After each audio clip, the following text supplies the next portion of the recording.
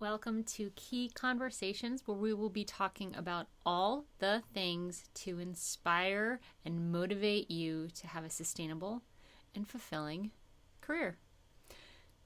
This season, I am speaking about the process of releasing new music and sort of following and documenting my journey of releasing my album Luminary, which you can find at IamAluminary.com.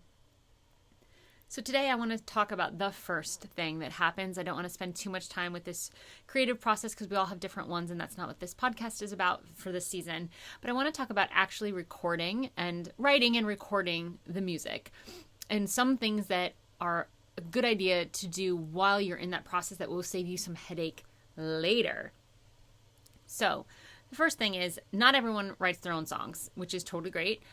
If you are co-writing, you want to make sure that before you sit down, there is an understanding and an agreement in writing about who gets what from this song. I know that can feel a little awkward. Walking in, you're trying to get vulnerable and share this creative moment. But what I do, and sometimes I do it at the end of the session, but I never leave the room without getting something written down. And even with people that I thought were better writers than me and I was really intimidated by, they had some hits, and I was like, hey, can we just, jot down that this was a 50-50? And then we would talk about who owns the master. So if someone's going to put it on a record, then that's, you can negotiate who owns the master because they're going to be putting out the cost and promoting it and all that stuff. So generally, you just want to make sure that the writers and the publisher share goes 50-50 to you and your co-writer. If there are three of you, then split it three ways. I never, even if I'm working with a younger artist, I don't let parents in the room, because even if they sneeze, they could inspire a lyric and then later on claim that they were part of that writing process. So you want to just make sure that everyone in the room is getting what you all agree upon, and you just write it down. I just have a little pad that says we agreed to 50-50, and I write it out in handwriting, and then we both sign it. And really what it tells my co-writers is that I am taking this seriously, that I plan on doing something with this song, and I intend for it to be big so that it actually matters that we have an agreement. So don't be wonky about that, and just say, hey, let's just get this out of the way. We're pros, we got to do this, got to do it. So make sure that anyone that you're collaborating with, you have an agreement in place. And then when it comes time to recording, there's so many different ways to record now. I have done a variety of different things. I used to work at a jingle house, so I recorded a CD there and had a friend that worked there help me engineer it and set up the mics. I had worked in a recording studio earlier in my career. One of the first jobs I ever had was actually an internship, unpaid internship. And so I was lucky enough to know how to do some of this recording stuff on my own. So I was able to help out when I could, reduce the cost of studio time. My fifth record, I was at a composer residency in Greece, and I had a studio, and I just brought this little mic that I have, this Apogee 96K, or I don't know, it's got a funny little name, and I brought it with me, and I didn't intend on recording a record, and I did, and it sounds great.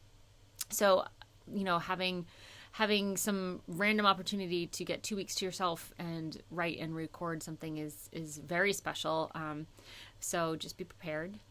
If you are working in a studio, you definitely want to find out your day rates. You want to find out cancellation fees. You want to know ahead of time all the things you need to do so that you don't get screwed, and so that they're also feeling taken care of. You really are going into a partnership with any studio engineer, and so you want to treat it as such. You want to make sure that you're feeling completely taken care of, as are they.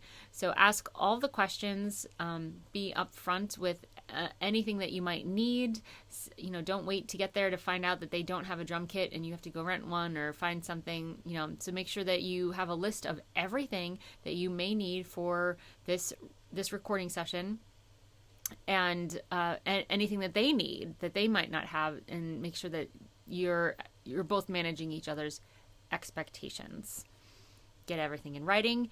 Make sure that you know about whether or not they require a deposit up front, or do you pay afterwards. Money can be an awkward thing for people, so if you're just clear on all the things, you will avoid a lot of awkward conversations, and some people have even burned bridges because of money.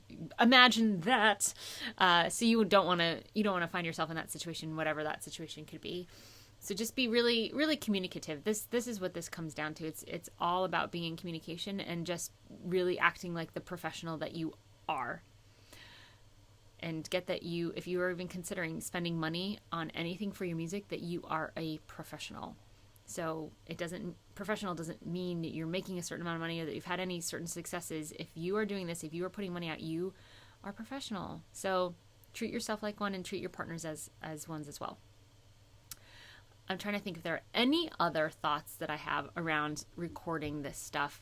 I think a couple things to leave the studio with. Get everyone's names. Anyone that helped on this record, including interns. If someone went out and got you coffee or cleaned up while you were there, it is always a great thing to give that person a credit in your record. It is sometimes the only thing that they get. Make sure you check with your engineers that you're spelling their name correctly. Any instrumental players that are there, make sure that you are spelling their name correctly, that you have the name of their instrument correct. You can just write it down and be like, does this read well for you? Get their email and contact so that if you have any questions or if you want to register them with the credit websites, you are able to do that. It is so much easier to do all of this stuff when you have the people in the room. Trust me, like chasing people down afterwards over email or text, it's like the worst. So make sure you leave that studio with all of the names right, who mastered it, if you're doing the mastering there, any interns, the name of the studio, location, all the stuff, right? That will save you a lot of headache later, especially when it comes time to write out your liner notes, which we will talk about at a later episode. So, that's, not getting into the creative process too much in terms of just communicating with the people that are involved in your record. That's sort of the things that I have learned over the years over producing 5 records. And yeah, my last record, it was just me. I produced it, I mixed it, I did everything myself. I did have someone come in and advise my mixes. I did have a master engineer. I was in communication with them, even in my early recording processes. Like, what do you think you're going to need to hear from this? How should I mix this? How much headroom do you need?